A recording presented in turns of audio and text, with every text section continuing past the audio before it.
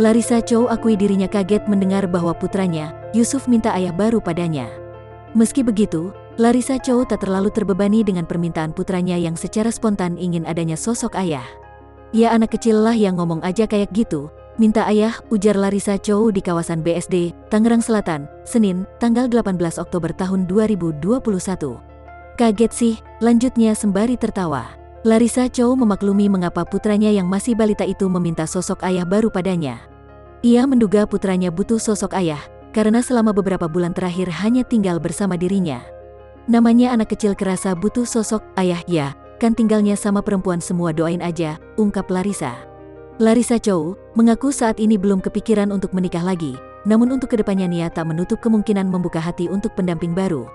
"Tapi belum kepikiran sekarang, ia dalam beberapa waktu ke depan akan mulai memilih-milih," ujar Larissa. Sejak bercerai dengan Alvin Faiz, putra sematawayang mereka tinggal bersama dengan Larissa di Bandung. Larissa juga mengakui bahwa dirinya sudah menutup komunikasi dengan Alvin Faiz. Bahkan Alvin diketahui berkomunikasi hanya lewat pengasuh untuk urusan anak. Larissa Chow juga mengatakan bahwa dirinya sudah tak membuka komunikasi dengan mantan suaminya, Alvin Faiz. Bahkan untuk membicarakan soal anak, Alvin menggunakan perantara pengasuh untuk berkomunikasi dengan Larissa. "Sekarang udah tidak ada komunikasi sama sekali," ujar Larissa Chow saat ditemui di kawasan BSD, Tangerang Selatan, Senin, tanggal 18 Oktober tahun 2021. "Sama pengasuh, soal anak," ujarnya. Larissa menegaskan bahwa dirinya sudah menutup komunikasi dengan keluarga besar Alvin Faiz sejak keduanya bercerai. Untuk urusan anak, Larissa mengatakan selama ini Alvin hanya berkomunikasi dengan pengasuh anaknya.